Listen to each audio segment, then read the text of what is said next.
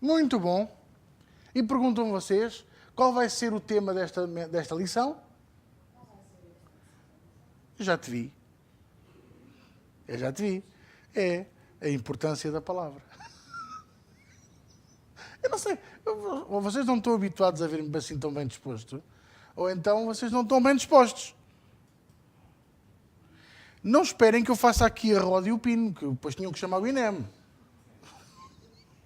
Bom, vamos abrir as nossas Bíblias. Salmo 1, faz favor. Eu gosto muito deste salmo. Olha que este salmo é quase melhor do que camarão. Camarão cozido. Quase. Sem casca. Já assim. Ora, estamos a estudar a importância da palavra de Deus. Vimos o que era a apologética. Agora vamos ver outra coisa e vamos entrar já num plano mais espiritual. Eu queria pincelar aquela parte que era importante da teologia e da parte, vamos dizer assim, não é cívica, mas é parte secular do ensino. E agora vamos começar a cavar e a procurar o poço de água viva da revelação da palavra de Deus com relação a este tema da importância da palavra de Deus. Queridos, vimos que a apologética é o quê? A arte de defender, elogiar e que mais? Quem sabe? Quem escreveu? Defender, elogiar, justificar, sim, falar, responder, não é? Ao Evangelho, à fé cristã, aos demais. Exatamente. Glória a Deus. É? Traz um gravador e pões-me aqui. Pronto. Eu é que sou o culpado, eu é que dou as ideias, mas pronto. A apologética ou apologia, tudo depende do país em que você estiver, é a habilidade de nós respondermos com provas adequadas e sólidas e defender a fé cristã perante os demais, sem crítica, sem menosprezar os outros, sem dizer mal, sem fazer guerra e responder com mansidão aos que nos rodeiam a palavra de Deus, porque o propósito é de nós mostrarmos o caminho, a verdade e a vida, mas para isso santificarmos o nosso coração. Com o quê? Com a palavra. Lá está. Amém? Salmo 1 diz assim: Bem-aventurado o varão que não anda segundo o conselho dos ímpios, nem se detém no caminho dos pecadores, nem se assenta na roda dos escarnecedores. Antes tem o seu prazer na lei do Senhor, vamos transformar a lei por palavra, na palavra do Senhor, e na sua palavra medita de dia e de noite. E então será como a árvore plantada junto a ribeiros de águas, a qual dá o seu fruto na estação própria, e cujas folhas não caem, e tudo quanto fizer prosperará. Aleluia! Bom, porquê que eu creio nisto? Porque para eu falar da importância da palavra, eu tenho que falar da integridade essencial que nós temos que ter na nossa vida para que a palavra em nós faça efeito e através de nós também o faça. Amém? Então, vimos aqui neste texto de Salmo 1 que nós devemos de ser íntegros, não andar segundo o conselho dos ímpios, não se deter no caminho dos pecadores, não nos assentarmos, isto, já viu que isto tem uma ordem, começa por dizer não nos determos, não andarmos, primeiro é andar, segundo o conselho dos que não têm Cristo, segundo é deter, parar, não é? No caminho dos pecadores, e terceiro é sentar. Portanto, quer dizer que vamos piorando. E você, de certeza, está-me a ouvir aqui a ministrar esta aula e está a pensar em pessoas que começaram muito bem a andar e andavam e depois começaram o quê? Olha, a andar segundo o conselho dos ímpios e detiveram-se no caminho dos pecadores e hoje estão sentados aonde? Na roda dos escarnecedores. Infelizmente, esta é a realidade. Não acontece com todos, mas acontece com alguns. Conheço muito bom cristão que hoje é escarnecedor do Evangelho, até de mim. Alguns foram meus amigos, eu não posso considerar pessoas assim minhas amigas, porque hoje escarnecem de Deus, escarnecem da igreja. Ainda hoje me perguntam, então, vais lá dar a dízima? Então, já não sei o quê e tal. Então, já és cardeal e não sei o que mais. Porquê? Porque o intuito é escarnecer do reino dos céus, escarnecer da palavra. Mas são pessoas que em tempos creram nela, viveram nela, acreditaram, e alguns deles até tiveram grandes milagres na vida deles. Mas por causa da falta de integridade, e atenção, integridade não é uma coisa que nasce connosco. A integridade é uma coisa que se adquire. E eu adquiro integridade vendo o exemplo dos meus pais, vendo o exemplo dos meus professores, vendo o exemplo da sociedade, principalmente vendo o mau exemplo dos outros. Eu ainda sou do tempo que eu era miúdo e ver alguém a fazer uma asneira e pensar, ainda bem que não sou eu. Não é no sentido que ele é que vai ser castigado, mas é no sentido, eu não quero fazer aquilo. Eu não me sinto bem a fazer aquilo. Entende? Hoje em dia, há pais que incitam os miúdos, os filhos, a pegarem fogo aos animais, a destruírem coisas, a partirem vidros e a fugir, e outras coisas, porque, pronto, mais vale não seres apanhado. Eu cheguei a ouvir estas conversas. E eu digo-vos uma coisa, isso não é de Deus, isso não é sequer integridade. Meus amores, integridade é você e eu sermos autênticas radiografias. Não temos do que nos envergonhar, não temos do que nos esconder. Alguém dizia-me assim, pastor, mas uma pessoa que tenha um passado, lá está a palavra tenebroso, um passado tenebroso, pode ser uma radiografia e pode andar dignamente diante de Deus. Se essa pessoa verdadeiramente se arrependeu do seu passado e hoje vive de acordo com a palavra de Deus, mesmo pecando, porque nós não somos perfeitos, e aquele que pensa que não peca, acabou de o fazer. Nós todos somos pecadores.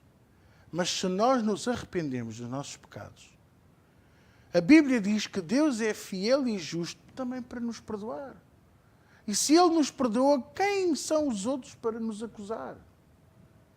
Porque o sangue do Cordeiro correu naquela cruz abaixo, por mim e por si, para nos salvar, curar e perdoar e libertar. Amém? E não há pecados grandes e pequenos, há pecado. E Ele perdoa. E quando perdoa, como diz a Bíblia em Isaías 43, 25 e 26, Ele perdoa e deles não se lembra mais. É tão bom. Eu às vezes gostava tanto. Não é? Às vezes somos magoados e perdoamos e gostaríamos de não nos lembrarmos mais disso, mas é difícil, não é? Mas graças a Deus, à medida que vamos caminhando na palavra, vamos ficando mais parecidos com Ele e vamos conseguindo esquecer, perdoar e não pensar mais no assunto. Isto chama-se integridade, igreja. Integridade é você trabalhar num sítio e tem à mão, por exemplo, 2 caixas de clipes e pensar, dava-me tanto jeito para pendurar lá numa parede e tal. A empresa tem tantos, vou levar. Isso não é integridade. Elásticos, esferográficas, tanta coisa que poderíamos falar agora. Pastor, lá no meu trabalho havia muitas micas de plástico que eu trouxe. Com autorização? Não. Estão a perceber? Parece que são coisas pequenas. Podemos falar de coisas maiores. Nós às vezes mentimos para não assumir a verdade. Mas olha que não há mentira pequena nem mentira grande. E dentro da mentira, a mentira tem uma particularidade chamada odor, aroma. Percebe o que eu estou a dizer? Vai haver um dia em que você já está tão habituado à mentira que já nem nota o odor dela. Havia uma senhora que trabalhava com o meu pai, nos anos 80, que era daquelas que gostava de pôr alho picado em tudo.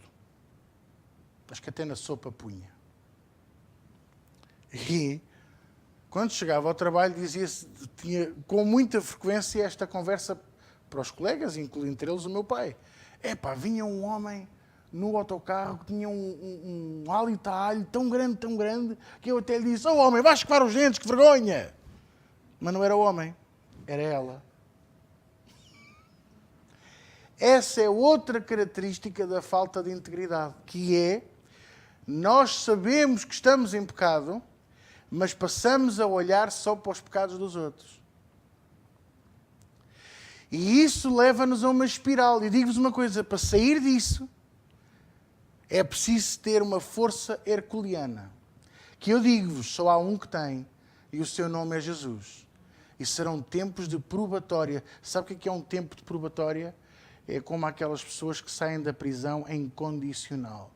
Durante X anos não podem cometer um crime, senão voltam para a gaveta. Assim é também nós, diante de Deus, muitas das vezes estamos em probatória. Deus está ali, deixa-me cá ver se Ele cumpre ou não cumpre. Ok, está a cumprir. Glória a Deus. O que é que me está a entender? Isto parece um discurso encomendado, mas não é. É a integridade que é necessária em nós. Porquê? Porque nós precisamos mostrar, primeiro que tudo, aos crentes e, em segundo lugar, ao mundo, que nós que temos Jesus somos diferentes apenas porque temos Jesus. Qual é a diferença entre mim e uma pessoa que não tem Jesus ainda? É apenas eu tenho Jesus. Jesus é a razão. Jesus é a diferença. E tudo o que daí advém, ter uma vida um bocadinho mais santificada, uma pessoa que se calhar opta por coisas mais para o lado de Jesus, que estuda a palavra, que tem amor pelo próximo, que se dedica a isto e aquilo, que não pratica o mal, isso é o quê? Advém de Jesus. Ou você pensa que são obras suas? E aqui vou aproveitar para dar a minha pincelada.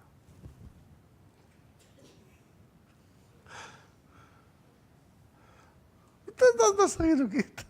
É verdade. Quando nós achamos, escute bem o que eu lhe vou dizer.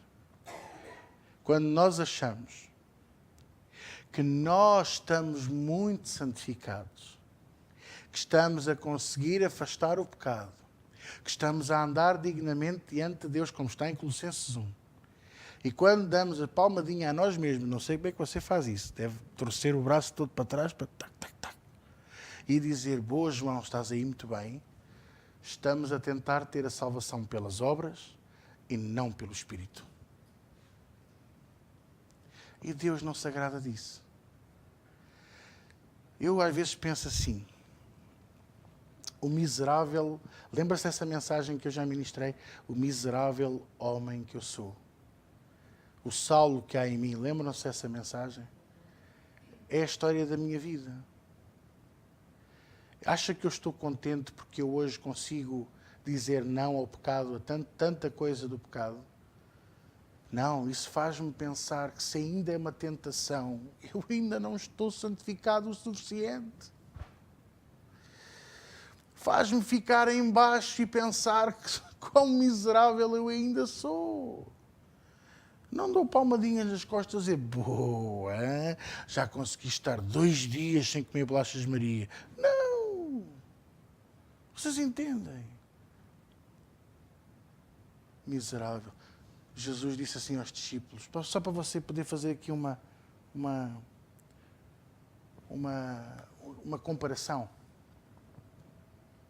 Nem 1 hora pudeste estar comigo em oração. Estavam todos a dormir no chão e deviam estar cansados. E Jesus não disse, nem negou, estão aí a dormir porque não estão cansados, não fizeram nada. Não, não foi esse o discurso. Ele apenas disse, nem uma hora pudeste estar comigo em oração. Ah, pastor, não diga isso que isto traz-me condenação. Pois é, mas a palavra de Deus se arde, se queima, se mexe connosco, é sinal que precisamos de ouvir e está a curar-nos. A palavra que não mexe não faz nada. Vocês estão a entender? Ah, pastor, mas eu fico tão triste porque se calhar eu ainda não oro tanto. Mas ninguém está a dizer para você orar uma hora. Ninguém está a dizer para você estar uma hora em oração. Ninguém está-lhe a dizer tempos. Ninguém lhe está a dizer absolutamente nada. O que lhe estamos a dizer é apenas isto. Que nós possamos ter a integridade de dizer não ao pecado, não à tentação. Ok, caímos, pois caímos. E aquele que nunca caiu, cuidado, porque vai cair. Mas volto a dizer, não fique contente por vencer o pecado. Fique triste por vencer por tão pouco tempo. Porque ainda caímos. Ah, vou-me entristecer. Não. O que eu quero dizer a vocês não é uma questão de entristecer. É de nós chegarmos à conclusão que precisamos mais de Deus. Que devemos depender ainda mais da sua graça. Que devemos de depender ainda mais da sua glória. Que precisamos de depender ainda mais da sua misericórdia, da sua compaixão. Quem é que me está a entender? E só isso pode trazer integridade à nossa vida. Só isso pode trazer integridade verdadeira ao nosso coração, à nossa maneira de estar, à nossa forma de encarar o crente. E nós estamos numa era que eu tenho que concordar com o Paul Washer e com o John MacArthur. Nós temos e devemos de evangelizar os evangélicos. Nós precisamos de voltar a ensinar as coisas verdadeiras da palavra. Igreja, desde outubro, estamos a falar, pincelando constantemente santidade, santificação, o poder da palavra, a luta contra o pecado. Você já reparou? Ainda não mudámos de assunto e provavelmente tão cedo não vamos mudar. Porque é o Espírito Santo de Deus a falar para nós. Daí a importância da palavra em nós, amados. De nós nos agarrarmos verdadeiramente a ela. De nós trazermos integridade verdadeira a nós, aos nossos corações, às nossas palavras. Para que verdadeiramente possamos dizer que somos mais do que vencedores em Cristo Jesus. Posso ouvir um amém? Eu gosto tanto desta passagem. Veja aqui. Bem-aventurado o varão que não anda segundo o conselho dos ímpios. Abençoado. Abençoado o homem e a mulher. O varão é no sentido que já sabe que a mulher no Médio Oriente não tinha papel social. Por isso, tudo praticamente no Velho Testamento é para o homem.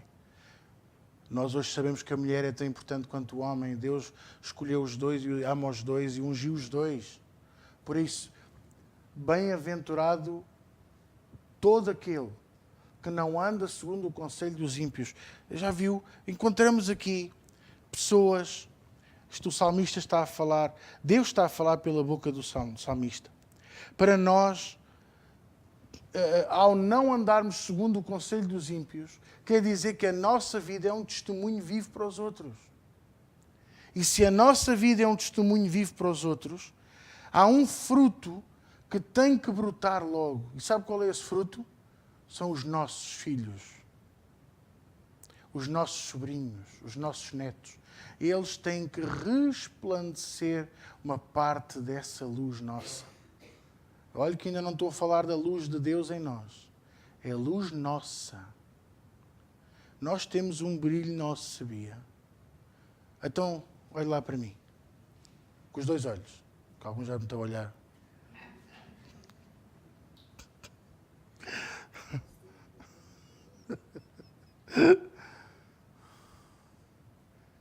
Nós temos um brilho nosso.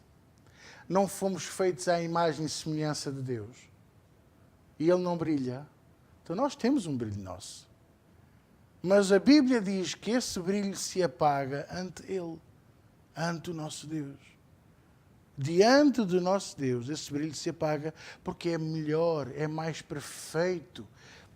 Erradica o pecado, erradica o erro, limpa-nos, purifica-nos, traz-nos o quê? Integridade. A integridade de Deus sobre nós. Então, ao sermos abençoados e bem-aventurados, porque não andamos segundo o conselho dos outros, o nosso testemunho dá fruto e dá uma imagem do Deus vivo àqueles que nos rodeiam. Quem é que me está a entender?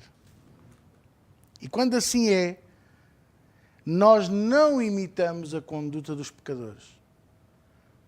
Olha, porque alguém, e atenção que eu aprendi isto há alguns anos. Lá porque todos o que você conhece estão a fazer uma certa coisa, não quer dizer que isso seja certo. E lá porque ninguém o esteja a fazer, não quer dizer que isso seja errado. E muitas das vezes isso acontece na casa de Deus. Seguem-se as modas e não se segue a doutrina. Basta ter redes sociais e você vê a quantidade de eventos nas igrejas agora neste mês. É a festa do menino, a festa do camelo, a festa da vaca, a festa do boi, a festa do jumento, até do galo, que nunca esteve lá. Mas até do galo. E a festa verdadeira, e a festa falsa, a festa... O panda, o urso panda também lá estava, não era?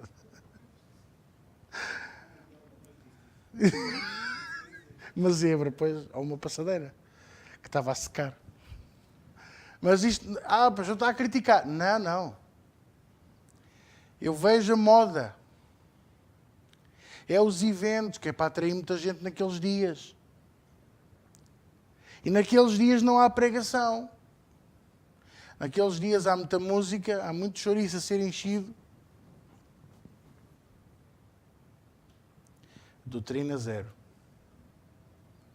E passa-se o Natal, passa-se o Ano Novo, e há igrejas que deviam de ensinar a verdade e não ensinam. Ensinam as pessoas nas ideias e nos propósitos consumistas, na vez de ensinarem a verdade acerca do Natal. Entristece-me tanto.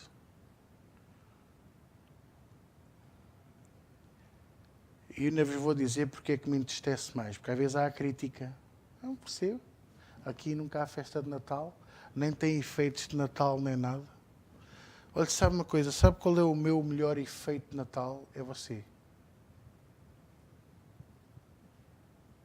Porque nós hoje estamos aqui porque Ele nasceu e morreu por mim e por si. Mas como o aniversário dele não é 25 de dezembro, eu não o celebro. Até porque, como você sabe, eu não celebro o meu aniversário a 30 de fevereiro.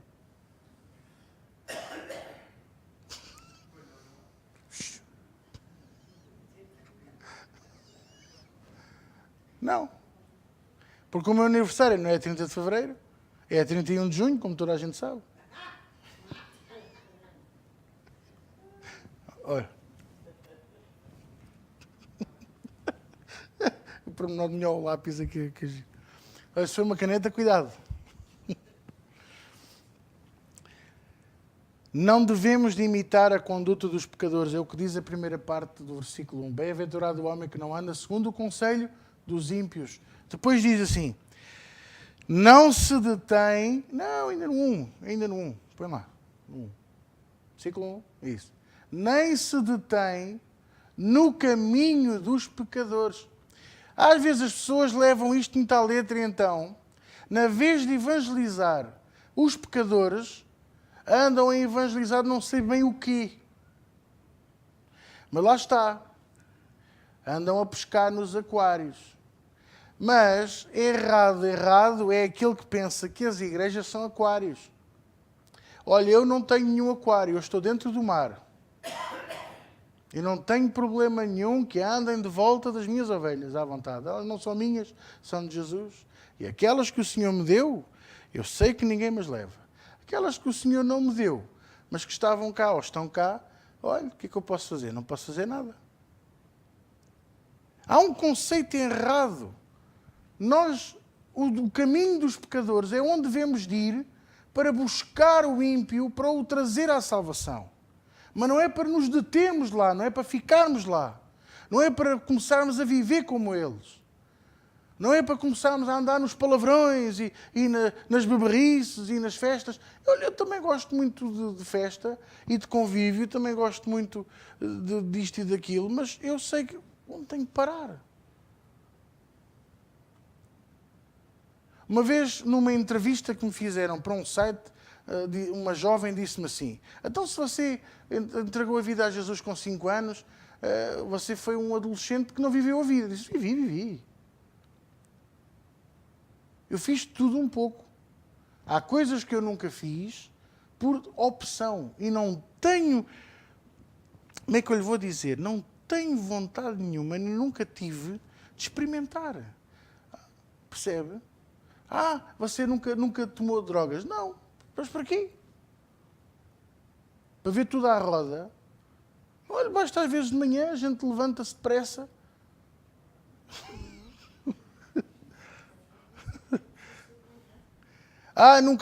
Nunca se embebedou. Embebedei, sim, senhor. Está ali uma prova viva. Tive meia hora a rir por um anúncio do Brise Contínuo, lá o que é que foi. Verdade. Uma estupidez. Sim. Nunca foi a um concerto. Fui, sim, senhor. Fui, sim, senhor. E vim de lá pior do que quando fui. E não foi há muito tempo, foi em 2009. Foi a um concerto dos Metallica. E fiquei chocado com as manifestações do diabo lá no meio. Pessoas a manifestarem-se mesmo. E a romperem-se, e a rasgarem-se, e a ferirem-se.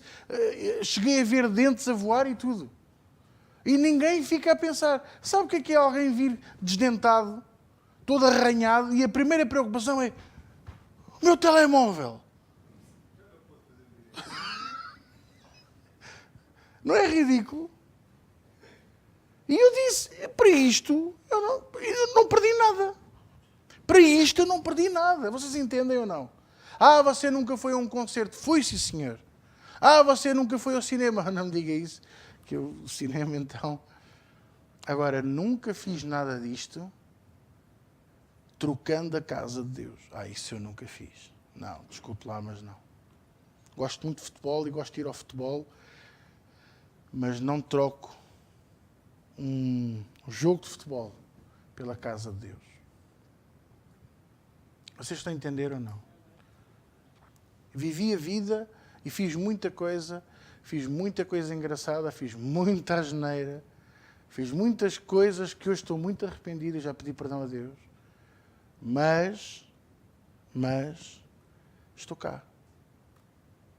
E não me detive no caminho dos pecadores. Alguns até consegui trazer comigo. Infelizmente, muitos deles voltaram para esse caminho. Infelizmente. O que é que me está a entender? Agora, continua. Nem se assenta na roda dos escarnecedores.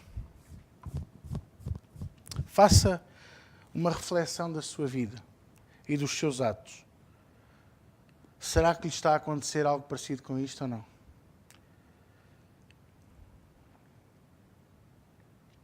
Será que você tem na sua família, no seu emprego, os que se assentam na roda dos escarnecedores?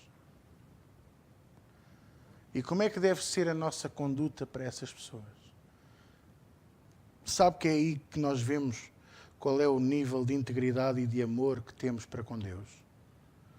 Não agindo em conformidade com essas pessoas, mas agindo como Jesus faria. E olha que Jesus tinha 2 ou 3 tipos de ação para esta gente. Primeiro era o amor. Segundo era a palavra e terceiro era a correção. Porque a correção é necessária, igreja. A correção é necessária. Olhe para mim. Quero terminar esta segunda aula dizendo isto. Há muito boa gente que hoje considera a correção como sendo a purga. Está-me a empurrar para fora. Mas não. A correção é o que nos livra a nossa alma do inferno. Pense lá comigo. Os seus pais, quando o corrigiam, era por maldade? Ou era para você não fumar? Ou para você não fazer aquelas coisas erradas? Não é? E Deus, que é um Pai de amor, quando Ele nos corrige, porque é que Ele o faz? Para nosso bem.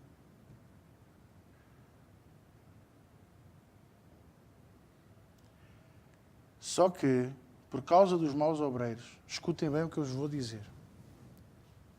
Por causa dos maus obreiros, muito boa gente foi corrigida com maldade. Não com o intuito de emendar e melhorar, mas com o intuito de partir. Você entende? Se calhar você não entende isto, mas eu vou-lhe dar aqui uma alegoria para você perceber. Quando alguém vem ter consigo e diz-lhe assim, esta jarra está torta.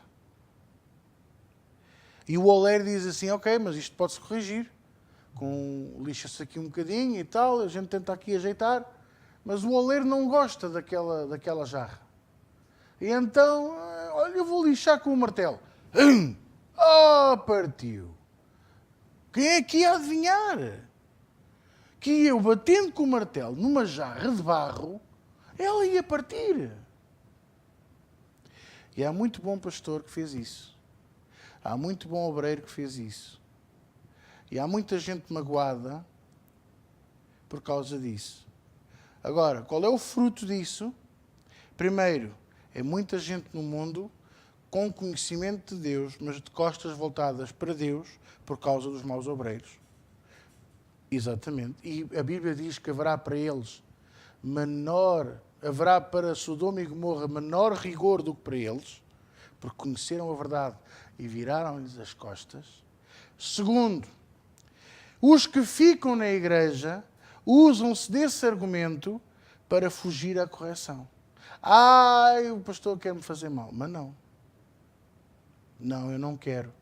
Quando eu agora falo por mim como pastor, eu não quero fazer nunca mal a ninguém. Não tenho interesse nenhum de corrigir uma pessoa para a tirar da igreja ou para a parar. Porque eu não conheço nenhuma passagem na Bíblia que diga assim, para por um tempo e pensa bem na tua vida. Não. Lá até diz, aquele que lança a mão do arado e olha para trás, não é digno de mim. É o que ela diz. Então, onde é que isto entra dentro da integridade? Entra de eu não me assentar na roda dos escarnecedores.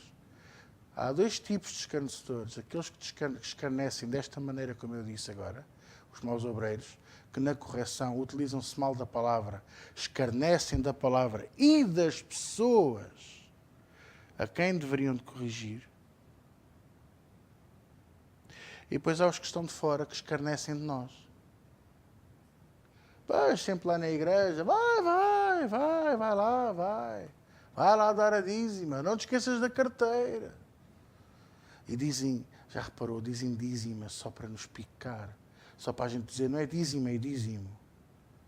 Sabe, para cutucar o vespeiro, para ver se nos sobe a mostarda ao nariz. Então, como é que está o bispo lá dentro? Não é bispo, é pastor. Está ele. Estão a perceber o que eu estou a dizer? Temos que fazer como nós estudámos na primeira aula. Conforme o que está em 1 de Pedro 3,15. Ter um coração apto para ensinar e responder com mansidão. Lembre-se que era o que Jesus faria. E a seguir, depois do amor, vinha a palavra. A seguir ensina-se. Olha, sabes uma coisa? Não devias te escarnecer de Deus e da palavra, porque a Bíblia diz isto. A pessoa aceita, cala-se, segue em frente, assunto encerrado. Não fica a chover no molhado, porque a água demais vai matar a semente. Ou você pensa que até isso não é uma semente? É uma semente, sim, senhor. A pessoa recusou, o coração está de pedra. A semente bateu na pedra e voltou para trás. Continua a escarnecer. O que é que vem a seguir? Correção. Correção e amor. Olha, vamos fazer uma coisa. Sou muito teu amigo e gosto muito de ti. Mas ao pé de mim não falas assim da igreja que eu frequento. Nem falas assim do Deus a quem eu sirvo. Porque eu também não digo mal do teu Deus. Não digo mal do teu clube. Não digo mal da igreja que tu não frequentas. E pomos os pontos nos is. Quem é que me está a entender? Para não dar lugar a quem? Aos escarnecedores. Amém? Deus quer o nosso coração por inteiro. Não quer o nosso coração dividido. Não quer o nosso coração partilhado com outrem, nem com outras coisas. A segunda coisa que eu quero ensinar a vocês hoje, nomeadamente dentro da importância da palavra e da integridade, é que a nossa fé só vem por intermédio da palavra. Fé não se compra aos pacotes no supermercado. E olha, eu já experimentei e não dá para mandar vir pela internet. Sério. Olha, manda-me entregar 2 quilos de fé aqui em casa, faz favor. 3 quilos é mais barato. Venham 3 quilos. Eu hoje sinto-me generoso. Não. A nossa fé vem pelo conhecimento da palavra.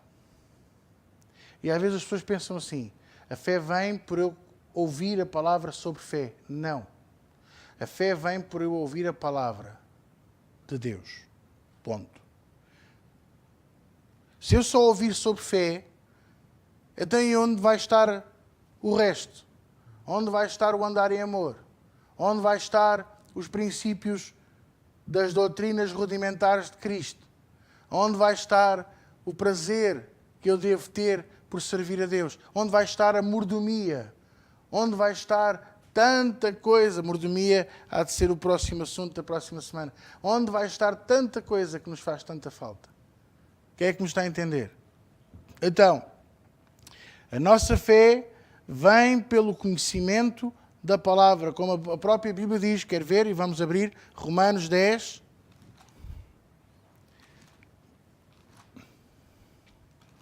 Romanos 10. E alguns estão aqui a pensar, mas o que é que tem a integridade a ver com fé? Tem tudo, porque a palavra de Deus que gera fé no nosso coração só se pode manifestar nessa fé se a palavra for num coração íntegro. Assim como as couves que você planta, se você não limpar o terreno antes de plantar as couves podem até nem nascer. Porquê? Porque o terreno está sujo. E quem diz couves diz cenouras. Pois, exatamente. Ou repolhos. Também não. Dá-me gases. Aí eu disse isto.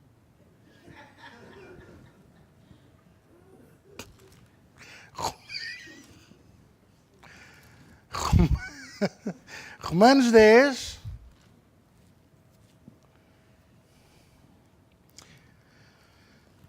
Versículo 17.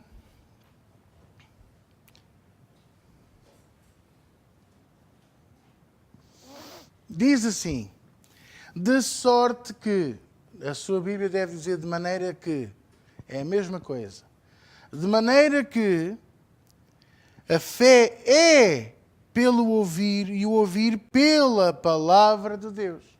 Já reparou que Paulo utilizou aqui aquele segredo do verbo ser do hebraico, apesar de ter escrito isto em grego? Ele não disse que a fé era, nem vinha, nem virá. Ele disse é. E não é por acaso. Porque ele sabe que a fé é. Assim, tal como Deus disse, haja luz. E tudo aconteceu. A fé é pelo ouvir e o ouvir pela palavra de Deus. E isto mostra-nos que a palavra de Deus é a força que faz a árvore plantada junto a ribeiras. Quem é que se lembra onde é que nós lemos isso? Salmo 1. Faz a árvore plantada junto a ribeiras de águas vivas, cujas folhas não caem, cujos frutos vêm na estação própria. A fé faz a árvore ficar robusta. E agora eu pergunto, que água é essa? Que rio é esse? Integridade. Que vem pelo Espírito Santo. O irmão Manel também disse muito bem. Vem, pois. Isto tudo está interligado. Você quer ser um homem de fé, uma mulher de fé? Encha-se da palavra. Quanto mais se encher da palavra, maior será a integridade em vós. Menor será a nossa vontade de mexer com o pecado. Haverá o dia em que aquilo que era normal, você vai olhar e vai dizer assim, que nojo, como é que eu pude fazer isto? Isso só vem pelo Espírito Santo de Deus. Palavra, fé, integridade, Espírito Santo de Deus. Quem é que convence o mundo do pecado? O Espírito Santo de Deus. O que é que me está a entender nesta noite? Então, o prémio que você e eu temos por nos enchermos da palavra verdadeira, para darmos o nosso fruto na estação própria, para as nossas folhas nunca caírem, quer dizer, não perdemos vigor. E cumprir a última frase desse versículo 3 do Salmo 1, que é, e tudo o que faz prospera. Eu preciso de ter o rio da integridade de Deus constante na minha vida, estar fortalecido na palavra e deixar a minha vida dar bom testemunho para que o Espírito Santo de Deus transforme esse testemunho em palavra vivente. A palavra que faz a diferença, como está aqui. De sorte que a fé é. Viu como faz a diferença? Um verbo. Que esse verbo seja real em si. Sabe que verbo é que eu estou a falar? Quem é que sabe qual é o verbo que eu estou a falar? Não é o verbo ser, não. É o verbo que estava com Deus e era Deus e estava no princípio e o seu nome é Jesus de Nazaré. Amém?